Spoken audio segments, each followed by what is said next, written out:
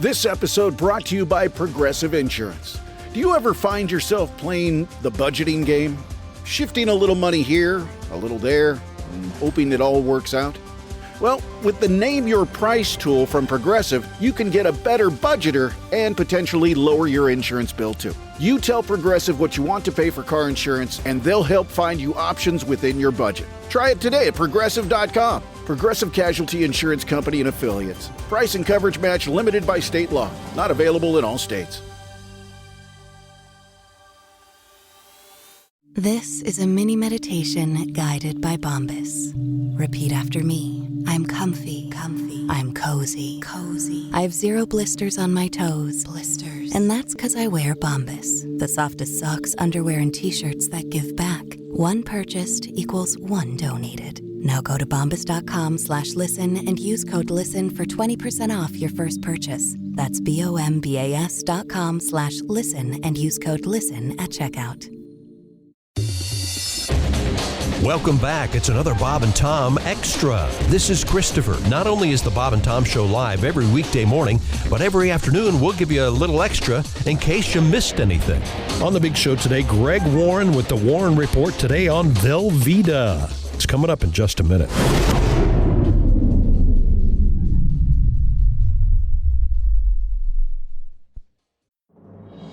This episode is brought to you by Progressive Insurance. You chose to hit play on this podcast today. Smart choice. Progressive loves to help people make smart choices. That's why they offer a tool called Auto Quote Explorer that allows you to compare your Progressive car insurance quote with rates from other companies.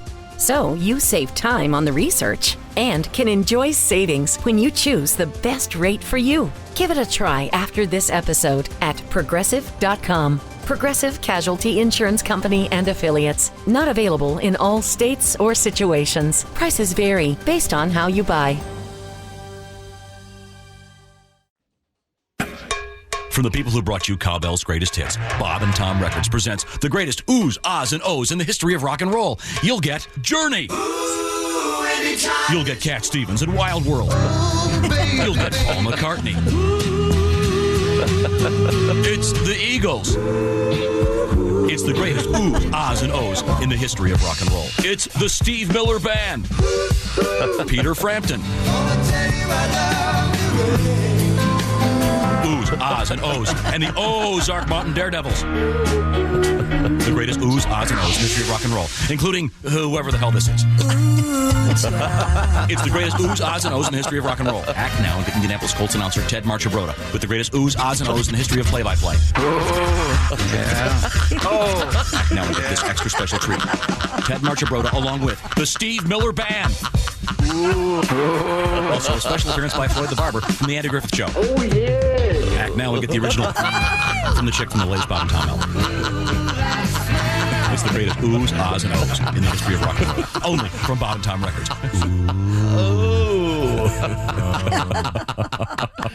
For those of you who always need something extra, well, there you go. This is Bob and Tom Extra. But right now, it's back to the news desk. Christy, what else is happening? We have a guest. Oh, we do? Oh, cool. Yeah. Very good. I'm sorry. Oh, there he is. Okay, very good. Hey, Greg. Hey, Tom. How you doing? Good. It's comedian Greg Warren with the Warren Report. Back at your house, you've got all the photographs of various famous Warrens right behind you. Yeah. They're looking pretty good, aren't they? Yeah, they are. Oh, yes. Not as good as you, though. Oh, thanks, Christy. Speaking of looking good, your podcast, I understand, had a guest in the form of Josh Arnold. Your special podcast not too long ago, is that correct? Yeah, he was on the episode that's currently out. We discussed Bass Pro Shop. Josh had a lot of insight. Podcast called The Consumers. It's a great episode. Thank you very much for having me, Greg. It was a lot of fun. Yep, that'll be the last time for that. Yeah, no, I figured, yeah. Now, understandable. A couple quick questions. Greg, you just made a tape, a video, a film, whatever you want to call it, of your recent performance in Columbus, Ohio. I made a tape, Tom. Who am I talking to? Donnie Baker? Sorry. The video. You recorded the performance. When is that going to be out? Do we know? It looks like early May, I think. I think May 2nd is the current target, but that's not official yet. Have you had a chance to watch it? No, I have not. I'm supposed to get the rough this week, actually. Okay, well, we're looking forward to it. Yeah, we are. I Thanks, saw your man. show in person. It was great, so I can't wait to see Thanks. it again. Yeah, I'm pretty excited about it. No. On a weekly basis, typically we talk to you and you take a topic and do a deep dive. What's happening today? Well, I want to talk about a very important topic this week, Tom, Velveeta cheese. Oh, that's one of my favorites. We were just talking about that last Love the Velveeta. Yeah. Chick, you're a fan? Oh, yeah. Big time. Yeah, when you were a boy, your mom read you the story, I guess, of the Velveeta Teen Rabbit. Velveeta, yes. The Velveeta Teen Rabbit, yeah, great book. Is that a craft product? I believe it is. It is a craft product. It was not originally, Tom. There's a guy, he's sort of the central figure in this story, named Emil Fry. Now, Emil was somewhat of a cheese genius. Really? Yeah, Chick. He had invented a cheese called Liederkranz. Liederkranz was a United States version of Limburger. Oh. The sort of odoriferous cheese, and he did a nice job with Liederkranz. So he worked for this place called the Monroe Cheese Company up in New York, sort of in the Hudson Valley. And they had a location down in Pennsylvania that had a problem with some broken cheese wheels. Oh, man. Especially Swiss. It was, and they would, if the Swiss was damaged or was broken, they'd throw it away. And it was getting to be quite a bit of wasted cheese. And they said, let's send it to Emil and see what he could do with it, you know? And I'm sure somebody was like, "You think he can do anything with it?" And like, I think he can make it a jet airplane out of it if he wanted. Do you know, Fry? Have you ever had Liederkranz? I mean, it's a dead ringer for Limburger. Even better. He's a cheese genius, is what you said. He's a cheese genius. Yeah. So Emil sort of spent a lot of time at home. You might say he was a cheese whiz. Yes. Very good, Josh. Very good. That's why they pay you. That's right. Sitting right there. No, he did a lot of sort of experimenting with adding and subtracting different stuff to the broken cheese. And he had a breakthrough after about 2 years in 1918, and it was Velveeta. It had a very, when cheese melts, as you know, the oil separates. It can be kind of messy. And what he did was sort of added the whey, WHEY, back into the Swiss. And he got that consistency right, and it was breakthrough, guys. It was huge. No, so is Velveeta though real cheese? Velveeta is not real cheese. At one time, back then, it did contain real cheese. It is not now, Tom. I mean, even in the 80s, I think their little jingle was Colby, Swiss, and cheddar blended all together or something like that. So I think back then there was real cheese in it. I like their new jingle. Yeah, whey protein, milk protein concentrate, milk fat, and preservatives. It doesn't ring. It doesn't quite. Yeah, it's a classic rock thing. In a god of Velveeta, baby. Oh, that's a good one. That's a very good one. Don't you know that I love fake Man, cheese? I bet you they are upset they left that on the table. That's outstanding.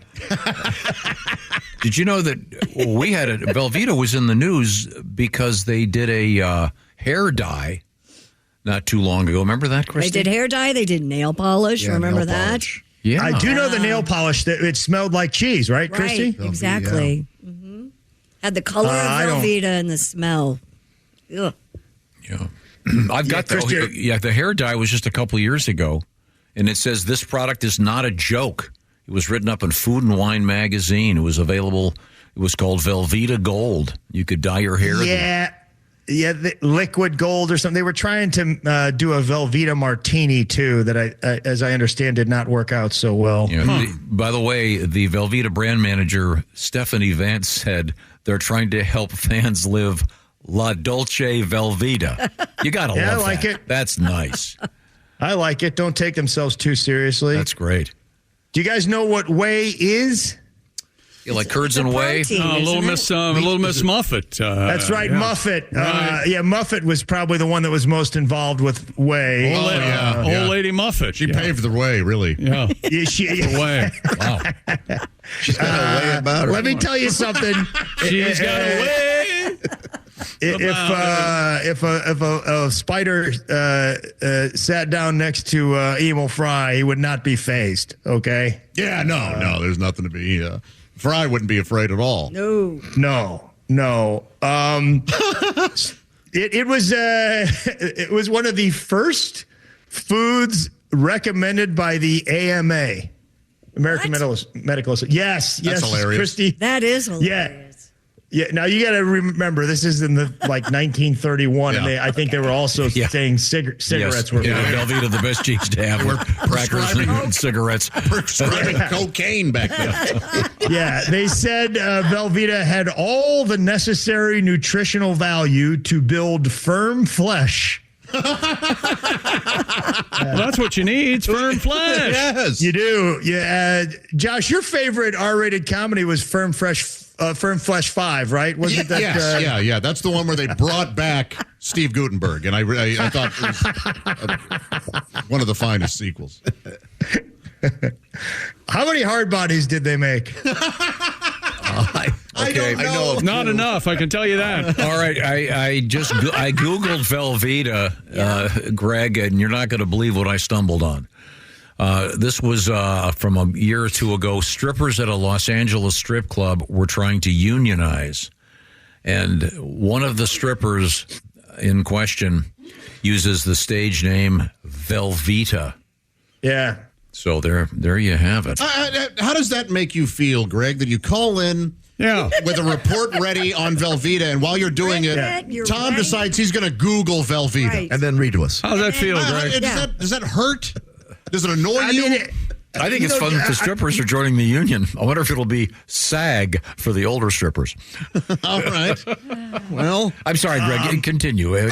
Continue to inform. I just thought that was interesting. Did you wake up this morning just knowing you're going to try to find a way to get to that SAG joke, or did that happen organically? No, I just Googled the word Velveeta. To answer your question, Josh and Chick, it hurts a little bit. Sure. I know exactly where you're living, Greg. Tell me more about Velveeta.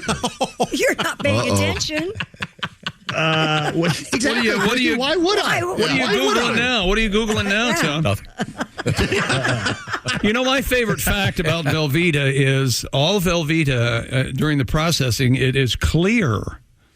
And the color, right? Yeah, the color you see at the end product is they've added that color. It would taste the same were it clear or green or brown or whatever color you want to make it. What is in it. I don't care what it's in it. It makes the best macaroni and cheese, as Judge Hooker will tell you. It's so delicious. It's so good. I can't. Christy, a lot of people use it to. A lot of people use it to make fudge. Actually, that's really interesting. Fudge. Yes. Yeah, fudge. Do they make it around the corner? I've never heard of cheese fudge. That sounds horrible. It is. And then in 1978, that Velveeta shells and cheese was introduced, and I think that's what you're talking about. Wait a minute, Greg. Tom had a problem. No one heard what he said. What did you? Let's go back and. No. Oh, I heard it. We heard it. We all heard it. Around the corner. What was it? Around the corner. Around the corner, fudge is made. Right. Hey, Greg. Just west of the lemonade. Greg, did you know that in the early days of margarine, in some states, they had. Now he's doing margarine, Greg. Well, no. This is actually on topic. In some states, it would come with a powder because they weren't allowed to have it look like butter. The dairy lobby had prevented that, so it would come with a yellow powder. So you would mix the two together to make it look more like butter. Well, how did Velveeta slip through that? I'm curious as to how Velveeta got by with adding the color. Well, it's an outstanding. They finally came out in I think it was 2002. The government said you cannot call it cheese spread. You have to call it cheese product. Which I kind of think with those things, they ought to be grandfathered in, you know? Like they've been called cheese for all this time. Let them just call themselves cheese. I don't know. Yeah, but it's on a shelf in the store. It's not even refrigerated. It is shelf stable, Christy, is what we call that in the grocery business. Is that what you call it? Shelf stable. I don't care what I was it in is. I had Hawaiian Punch, which was a shelf stable juice product. Okay. Sunny Delight at times was shelf stable. At times it wasn't. I don't like the played sound some of games. that. We played it fast and loose, Chick. We said it was 90 days shelf stable, and then we made one that's permanently shelf stable. But oh boy. Yeah. At my house, my mom would keep the Velveeta in the refrigerator. Same here. Maybe because it tastes better in a cracker when it's got that mouthfeel with the chill. Oh, you were eating Velveeta with On a cracker? Absolutely. That's the worst way to eat Velveeta. Why? That's the way that they originally started doing it, Josh. In my opinion, Velveeta is only for melting. You don't eat that like a regular cheese. I want to do an obscure question. I want to direct this at Chick McGee because I think he'll get the answer. I have no comment. Oh, yes, go ahead. Remember they used to do all those Kraft commercials?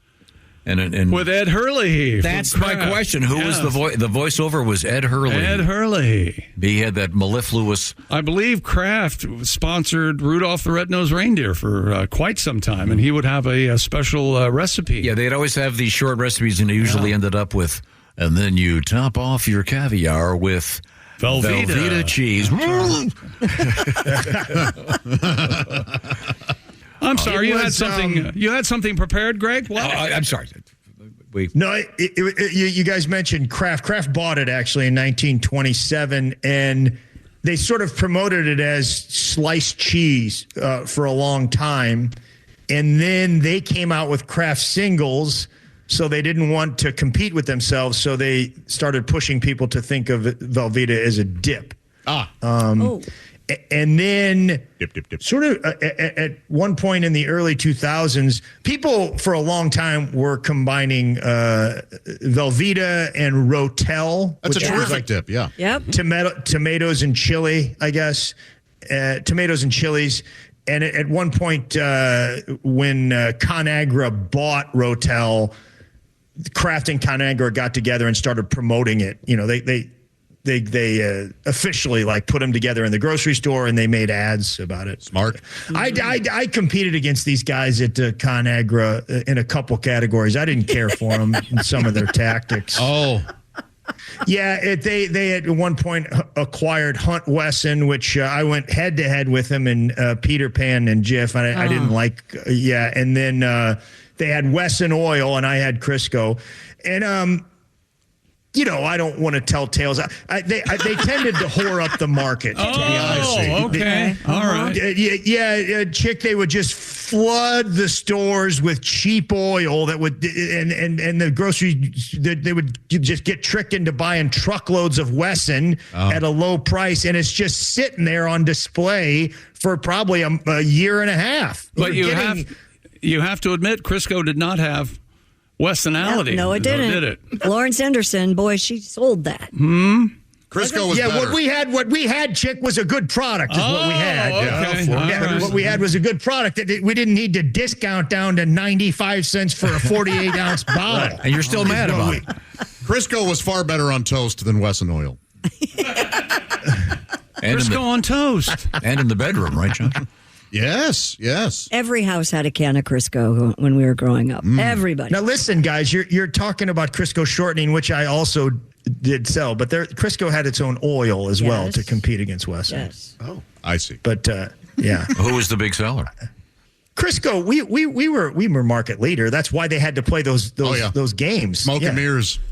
Yeah, exactly. Yeah. Exactly, Josh. Thank you. Yeah, well, it's time to wrap it up here, Greg. We certainly appreciate your Tom has things to Google. Tom, I'm sure you've been on the computer. Do you have a finale that you found?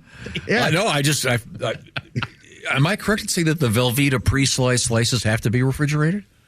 I think so. Maybe. Where you find them in the refrigerator. They're in the okay. So but the cube thing, the big cube thing, I find it in the Mexican aisle at our grocery store. And they do make queso. They do? A block of queso, yeah. Oh, very nice. They do? Because that's effectively what people use it for, right? Yeah. And mac and cheese.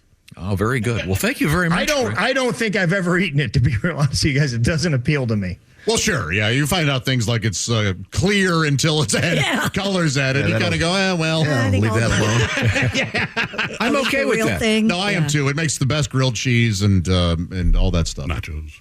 Yeah, I grew up eating it. So thank you, Greg Warren, and we'll look forward to seeing your special. Have you named it yet?